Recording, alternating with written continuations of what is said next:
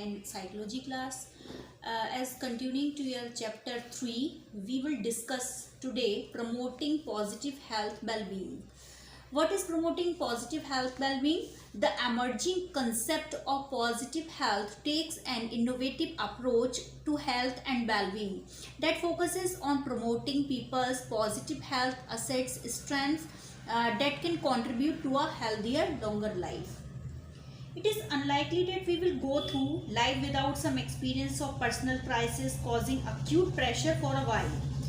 अब क्या होता है कि बहुत सारे जो लोग होते हैं वो तो इन क्राइसिस से, जो पर्सनल क्राइसिस होते हैं जो हमारे लिए एक्यूट प्रेशर का रीज़न बनते हैं, उन सब चीज़ों से बड़े अच्छे तरीके से बाहर निकल आते हैं और रिबिल्ड करते हैं अपनी जो लाइफ है उसको। कैसे रिबिल्ड करते हैं? Very positively.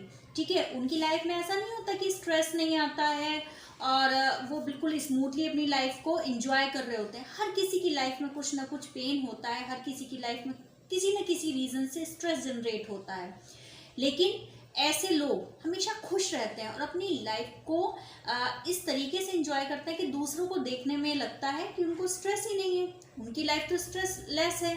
ठीक है, तो ऐसा क्यों होता है? क्योंकि वो अपने स्ट्रेस को किस तरह से पॉजिटिवली मैनेज करके चलते हैं कि जो स्ट्रेस है वो उनकी लाइफ पर हावी ना हो पाए और वो चैलेंजिंग वे में उस स्ट्रेस को एक्सेप्ट करके उससे बाहर निकल आते हैं। ओके, तो वो ऐसी क्या चीज़ होती है उनकी पर्सनालिटी में जहाँ पर वो उस पर्सनैलिटी ट्रेट के दम पर उस स्ट्रेस को झेल जाते हैं, उस स्ट्रेस से बाहर निकल जाते हैं। Okay, they are likely to have constructive attitudes and also have lots of emotional and social support of various kinds available to them. अब उनके अंदर क्या होता है बेटा कि कंस्ट्रक्टिव एटीट्यूड होता है। जैसे आपने देखा होगा कि कुछ लोगों का तो कंस्ट्रक्टिव एटीट्यूड होता है कि हर चीज़ में वो पॉजिटिविटी देखते हैं। कुछ लोग क्या होते हैं, डिस्ट्रक्टिव एटीट्यूड वाले होते हैं, उनको हर चीज़ में बाउंडेशन नज़र आती है, हर चीज़ में उनको ब्रेकअप्स नज़र आते हैं, हर चीज़ अलग सी नज़र आती है। ठीक है, जो पॉजिटिव एटीट्यूड वाले बंदे होते हैं, जो कंस्ट्रक्टिव एटीट्यूड वाले बंदे होते हैं, वो क्या देखते हैं? हर एक चीज़ में क्या देखते हैं? कंस्ट्रक्टिविटी देखते हैं। ओके, अगर कोई ख़राब चीज़ भी उनके सामने आ जाती है, कोई ख़राब सिचुएशन या ख़राब इवेंट भी उनकी लाइफ में आ जाती है, तो वो क्या करते हैं? रिकंस्ट्रक्ट कर देते हैं उन सारी चीज़ों को जो ख़राब कर रही होती है उनकी लाइफ में, स्ट्रेस जनरेट कर रही होती है, उनको क्या कर देते हैं? रीबिल्ड कर देते हैं। ठीक है, इस तरह से मैनेज करेंगे सारी इवेंट्स को कि वहाँ पर भी अगर स्ट्रेसफुल सिचुएशन है वहाँ पर भी कंस्ट्रक्टिविटी उनकी नज़र आ जाती है। ठीक है, उनके पास क्या होता है? सोशल सपोर्ट भी होता है और इमोशनल, उनके अंदर क्या होता है? इमोशनल कॉम्पिटेंसी भी होती है। इमोशनली वो अपने आप को बैलेंस करके चलते हैं ऐसे लोग। ठीक है, ऐसा नहीं होता कि कोई भी सिचुएशन आई और वहाँ पर हार मान के बैठ गए, इमोशनली डिसबैलेंस हो गए, पता ही नहीं है कि क्या हो रहा है क्या नहीं हो रहा है, सिचुएशन को और ज़्यादा ख़राब कर लिया। तो जो ऐसे बंदे होते हैं जिनमें पॉजिटिव एटीट्यूड होता है, उनमें इमोशनल क्या होता है? इंटेलिजेंस भी बहुत ज़्यादा होती है और वो इमोशनल इंटेलिजेंस और सोशल सपोर्ट के बल पर, के बेस पर क्या कर जाते हैं? ओवरकम कर जाते हैं ऐसी सिचुएशंस को। ओके, तो इस तरह के जो लोग होते हैं जो पॉजिटिव हेल्थ वेलबींग होते हैं, वो क्या करते हैं? उनके अंदर क्या क्या उनकी पर्सनालिटी ट्रेट्स होते हैं? एक तो होता है उनमें स्ट्रेस रेजिस्टेंस पर्सनालिटी। ऐसे लोगों के अंदर क्या होता है? स्ट्रेस को रेजिस्टेंट करने का एक ट्रेट होता है उनकी पर्सनालिटी में। Recent studies by Kobasa have shown that people with high level of stress but low level of illness share 3 characteristics which are referred to as the personality traits of hardiness. अब यहाँ पर एक कोबासा हुए हैं psychologist जिन्होंने अपनी studies के base पर कुछ ऐसी कैरेक्टरिस्टिक्स बताई हैं जिनके द्वारा कोई भी पर्सन है वो क्या कर जाता है? जो स्ट्रेस है उससे फाइट कर जाता है या स्ट्रेस को अच्छे से डील कर जाता है। ठीक है, और ऐसे लोगों में जो स्ट्रेस रेजिस्टेंट पर्सनालिटी होती है उनमें क्या होता है? स्ट्रेस का लेवल तो हाई होता है, with high level of stress है। ठीक है, but low level of illness, लेकिन इतना हाई स्ट्रेस होने के बाद भी उनके अंदर क्या है, इलनेस का जो लेवल है वो क्या है, लो है। अभी हमने पीछे पढ़ा था कि अगर स्ट्रेस का लेवल आपका हाई होता चला जाएगा, जो आपकी इलनेस है वो भी बढ़ती चली जाएगी। लेकिन जो इस तरह की पर्सनालिटीज हैं आपकी स्ट्रेस रेजिस्टेंट पर्सनालिटीज, उनके अंदर क्या होता है, आपका हाई लेवल ऑफ स्ट्रेस होता है but they have low level of illness. Okay, अब उनके अंदर ऐसी क्या कैरेक्टरिस्टिक्स होती हैं जिसके बेस पर उनका जो इलनेस है वो बढ़ नहीं पाती, इंक्रीज नहीं हो पाती, बल्कि डिक्रीज हो जाती है। तो कोबासा ने जो इस कैरेक्टरिस्टिक को क्या नाम दिया है, उन्होंने जो पर्सनालिटी ट्रेट है जिसके बेस पर वो बंदा स्ट्रेस से इजीली डील कर जाता है, उसको बोला जाता है हार्डीनेस। अब हार्डीनेस क्या है? Hardiness describes a personality trait characterized by resilience and the ability to cope effectively with stress.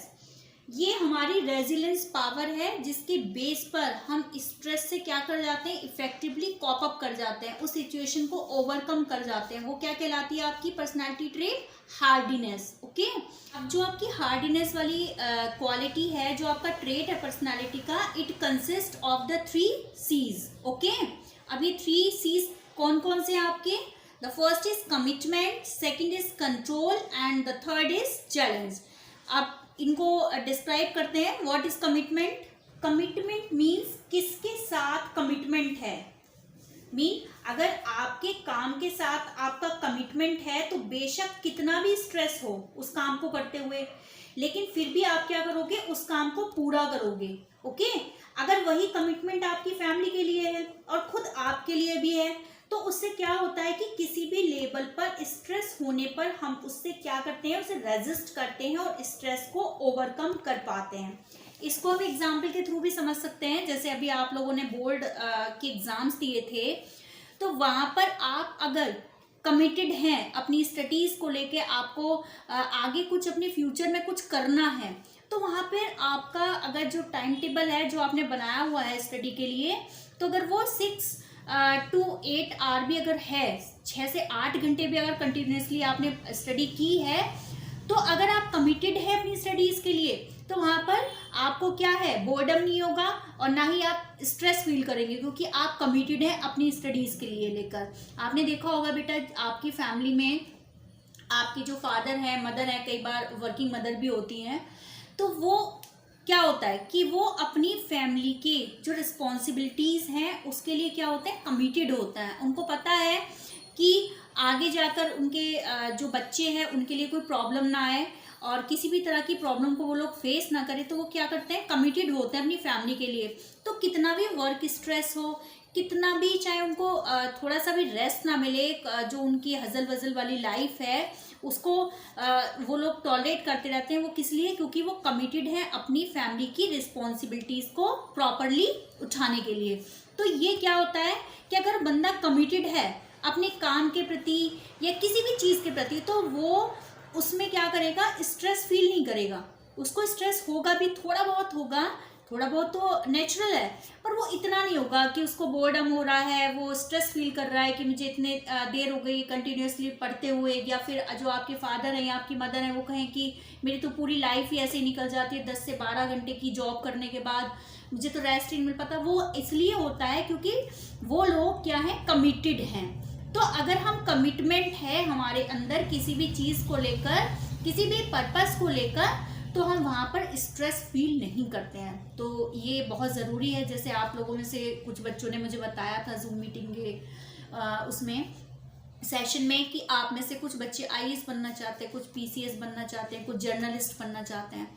तो वहाँ पर क्या है बेटा, आपको अपने अंदर अपनी पर्सनालिटी में इस कमिटमेंट के ट्रेट को कैरी करना पड़ेगा।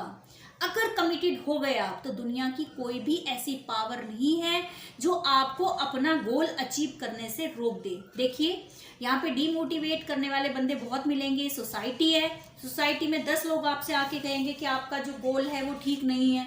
ठीक है, IAS PCS के लिए हज़ारों बच्चे एफर्ट करते हैं, ये जर्नलिस्ट की जॉब अच्छी नहीं है, ये फील्ड अच्छा नहीं है। तो वहाँ पर क्या है, अगर आप कमिटेड हो तो आप डीमोटिवेट नहीं होगे उन लोगों के कुछ भी बोलने से। आपके माइंड में आपका जो परसेप्शन है वो क्लियर है आपके गोल के लिए। तो दुनिया का कोई भी बंदा कितने से कितना बड़ा भी प्रीचर है तो वो आपको अपने गोल से हटा नहीं सकता, ना ही आपके लिए कभी लाइफ में स्ट्रेस जनरेट होगा आपके पर्पस को अगर आपने कमिटमेंट के साथ जोड़ दिया। Okay, the second is control. अब कंट्रोल किसके ऊपर करना है? कंट्रोल करना है हमें अपनी लाइफ के ऊपर। ठीक है, अगर आप कमिटेड रहोगे, वर्किंग प्लेस पर आप प्रॉपर वे में वर्क कर रहे हो, फैमिली रिस्पॉन्सिबिलिटीज को पूरा कर रहे हो, it mean you have control on your life. ठीक है, ना कि कोई बाहर की सिचुएशन आपकी लाइफ को कंट्रोल कर रही है। आप इसको इस तरह से समझिए कि आपने एडमिशन लिया, ह्यूमैनिटीज़ आपने सिलेक्ट की, आप अपने मन से आए ह्यूमैनिटीज़ स्ट्रीम को सिलेक्ट करके यहाँ पर स्टडी के लिए। ठीक है, लेकिन अब बाहर आप अपना फ्रेंड सर्कल में जाते हैं, आपका जो फ्रेंड सर्कल है वो आपसे पूछता है कि कितनी परसेंटेज थी, आप बोलते हो कि 92 थी, 90% थी, 85 थी, जितनी भी है। ठीक है, तो वो बंदे आपसे बोलेंगे कि आपका तो साइंस स्ट्रीम में इजीली वो हो जाता, कहाँ आपने ह्यूमैनिटी सिलेक्ट की। ठीक है, वो अब क्या है, अगर आपका अपनी सिचुएशन के ऊपर, आपका अपने माइंड के ऊपर, आपका अपने गोल के ऊपर कंट्रोल है तो आप क्या करोगे, वहां पर स्ट्रेसफुल सिचुएशन में नहीं जाओगे। आपको पता है कि आपको क्या करना है और आपने उसी के लिए ये ह्यूमैनिटीज स्ट्रीम सिलेक्ट की है, तो दूसरों के बोलने से आपको कोई फर्क नहीं पड़ेगा। फर्क अगर पड़ गया वहां पर, अगर आप उस बंदे की निगेटिव थिंकिंग को अपने माइंड में कैरी कर कर सोचने लगोगे कि कहीं ऐसा तो नहीं है कि मैंने कुछ गलत स्ट्रीम सिलेक्ट कर ली, एक साइंस का टैग होना जरूरी है, तो वहां पर क्या है, स्ट्रेस हो जाएगा। क्योंकि दो पर्पस आपके सामने आ गए कि आप साइंस लें या फिर ये ह्यूमैनिटीज़ लें। वहाँ पर क्या है कि आपका मन तो ह्यूमैनिटीज़ की तरफ, लेकिन सोशल जो प्रेशर है, जो पीयर ग्रुप का प्रेशर है, वो आपको कह रहा है कि आप साइंस लो। तो वहाँ पर क्या है कि कंट्रोल किसका हो गया, अगर आपने उनकी बातों पर ध्यान देकर अपने मन में स्ट्रेस लिया है, तो इट मीन्स कि जो पीयर ग्रुप है उसका कंट्रोल आपकी लाइफ पे है। आपकी खुद की लाइफ पे आपका खुद का कंट्रोल होना चाहिए, आपके पीयर ग्रुप का होना चाहिए, या फिर आपके जो सोशल गैदरिंग है उसका कंट्रोल होना चाहिए। आप खुद ही सोचिए कि ठीक है, हमारे लिए सोसाइटी भी मैटर करती है, हमारा पीयर ग्रुप भी मैटर करता है, सब चीज़ें मैटर करती हैं, लेकिन हमारी खुद की लाइफ पर हमारा खुद का कंट्रोल होना चाहिए। हमें क्या करना है, क्या नहीं करना है, ये दूसरा क्यों डिसाइड कर रहा है? ये डिसाइड करने की पावर हमारे गॉड ने हमें खुद दी है, हमारा माइंड डेवलप किया है, तो हम खुद करेंगे उस चीज़ को डिसाइड। सोसाइटी क्यों करेगी उस चीज़ को डिसाइड, या पीयर ग्रुप क्यों करेगा? ठीक है, अगर हमारा मन है तो हम दूसरी स्ट्रीम को सिलेक्ट कर सकते हैं, पर ऐसा तो नहीं है ना कि जो पीयर ग्रुप कह रहा है हम उसी चीज़ को करें। तो कंट्रोल किसका होना चाहिए, हमारे मन पर, हमारी लाइफ पर खुद का कंट्रोल होना चाहिए। तो वहाँ पर कमिटमेंट मैंने आपको क्लियर किया कि कमिटमेंट में अगर आप अपनी रिस्पॉन्सिबिलिटीज़ को लेकर कमिटेड हैं तो वहाँ पे स्ट्रेस नहीं होगा। अगर आपकी लाइफ पे खुद का कंट्रोल है, दूसरों के कहने का कोई फ़र्क नहीं पड़ता आपको, तो वहाँ पर भी क्या है, आप स्ट्रेस फ्री रहोगे। तीसरा आता है आपका चैलेंज। अब जो आपकी हार्डीनेस पर्सनालिटीज़ होती हैं उनके अंदर एक एबिलिटी होती है आपकी challenging ability. Okay, such type of people catch any new situation as a challenge. ये उससे डरकर भागते नहीं हैं। फॉर एग्जाम्पल आपके साथ भी ये चीज़ हुई थी बेटा, जब लास्ट ईयर आप 11th क्लास में आए थे, तो ये जुलाई के लास्ट में आप लोगों के लिए एक क्विज़ आई थी। मैंने आपसे कहा था कि फोर्टिस हॉस्पिटल एक ऑर्गेनाइज करा रहा है साइकोलॉजी के स्टूडेंट्स के लिए क्विज़ है, और वो इंटरनेशनल लेवल की क्विज़ थी। तो मैंने आप लोगों से ये कहा था कि बेटा अभी तो आप लोग जो है साइकोलॉजी का कंसेप्ट भी अच्छी तरह से नहीं समझ पाए हैं, तो शायद आपके लिए ठीक नहीं रहेगा आप क्विज़ में पार्टिसिपेट करें। तो वहाँ पर क्या था, पूरी क्लास ने मुझे एक साथ क्या रिस्पॉन्स दिया था, आपने कहा था कि ये हमारे लिए एक चैलेंज है मैम, ठीक है, और हम इसे क्या कर रहे हैं, एक्सेप्ट कर रहे हैं कि ठीक है जो भी होगा हम कुछ नया तो सीखेंगे। तो वो चीज़ क्या थी, आपकी हार्डीनेस पर्सनालिटी का एक ट्रेट था। नहीं तो आप डर कर ये भी बोल सकते थे कि मैम इंटरनेशनल लेवल की क्विज़ है, हम इसमें क्या करेंगे, हमने तो अभी अभी एडमिशन लिया है, हमें साइकोलॉजी के बारे में कुछ अच्छे से पता भी नहीं है। लेकिन आप लोगों ने क्या किया, एज ए चैलेंज उसको एक्सेप्ट किया, उससे डरे नहीं। ठीक है, तो वहाँ पर जब आप लोगों का अप्रूवल मुझे मिल गया कि हाँ आप लोग उसके लिए तैयार हैं, फिर आप लोगों ने क्या किया, अच्छे से उसकी प्रिपरेशंस की और अच्छा रिजल्ट भी हमें मिला।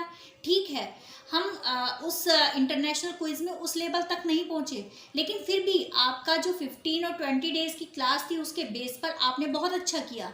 तो वो क्या था, चैलेंज। ऐसे लोगों में क्या होता है, चैलेंज, कमिटमेंट भी हो गया, कंट्रोल भी हो गया, चैलेंज भी होता है। किसी भी नई सिचुएशन को या किसी भी नई तरह की घटना को एज ए चैलेंज ये लोग एक्सेप्ट करते हैं, उससे डरकर भागते नहीं हैं कि ये क्या आ गया, हम नहीं कर पाएंगे। तो वहाँ पर जब आप लोगों ने इस क्विज की प्रिपरेशंस की तो ये तीनों चीज़ें आपकी पर्सनालिटी में उस टाइम थी। क्या आपको स्ट्रेस हुआ था? उस समय आपके पीटीज भी आने वाले थे, नया सब्जेक्ट था, लेकिन आप कमिटेड थे उस चीज़ को लेके, आपने कंट्रोल किया और फिर आपके अंदर एक चैलेंजिंग एबिलिटी थी जिसके बेस पर आपने वहाँ पर क्या किया, स्ट्रेस को डील किया, स्ट्रेस को अपने ऊपर हावी नहीं होने दिया। तो ये थी आपकी कैरेक्टरिस्टिक्स जो हार्डीनेस पर्सनालिटीज़ में पाई जाती हैं। Okay, now we will take another topic, life skills. But we know very well that every person has not hardiness characteristics, but we can deal with the life challenges with the use of certain life skills here. Okay? अब ये life skills क्या हैं भाई? अभी हमने ऊपर बात की थी हार्डीनेस की, ठीक है। अब हर पर्सन के अंदर आपका ये जो हार्डीनेस वाला जो ट्रेट है हर पर्सनालिटी में नहीं होता है, ठीक है। अगर आपके 20% लोग हैं सोसाइटी में, उनके अंदर है और 80% के अंदर ये नहीं है, तो कुछ ऐसे लाइफ स्किल्स हैं जिनके बेस पर हम क्या कर जाते हैं, स्ट्रेस को से ओवरकम कर जाते हैं, उससे बाहर निकल आते हैं। भी लाइफ स्किल्स हैं क्या? Life skills are abilities for adaptive and positive behavior that enable individuals to deal effectively with the demands and challenges of everyday life. Life skills क्या है? वो abilities हैं, वो क्या है? कुछ तरह की abilities हैं जो हमारे लिए क्या करती हैं, पॉजिटिव बिहेवियर को एडेप्ट करने में हेल्पफुल होती हैं, ठीक है। पॉजिटिव बिहेवियर मीन क्या है? पॉजिटिव बिहेवियर वो है जो हमें क्या करता है कि इफ़ेक्टिवली डील करना सिखाता है, किसके साथ, डिमांड्स के साथ और चैलेंजेस ऑफ एवरीडे लाइफ। हमारी लाइफ में, डेली लाइफ में कुछ ना कुछ जो है चैलेंजेस होते हैं, हम डेली कुछ ना कुछ स्ट्रेस फील करते हैं, कुछ डिमांड्स होती हैं, चाहे वो सोसाइटी के लिए हो, चाहे वो हमारे वर्क प्लेस की डिमांड्स हो, कुछ ना कुछ होती हैं। तो उन चीज़ों को, उन डिमांड्स को और उन चैलेंजेस को इफ़ेक्टिवली कौन डील करना सिखाता है? जो हमारा पॉजिटिव बिहेवियर है, वो हमें बताता है कि इन चैलेंजेस से और इन डिमांड से कैसे अच्छे से डील किया जाए कि आपको स्ट्रेस जनरेट ना हो। Okay, there are some properties in life skills like assertiveness, time management, rational thinking and so on. But we will discuss about these properties in next session. Okay.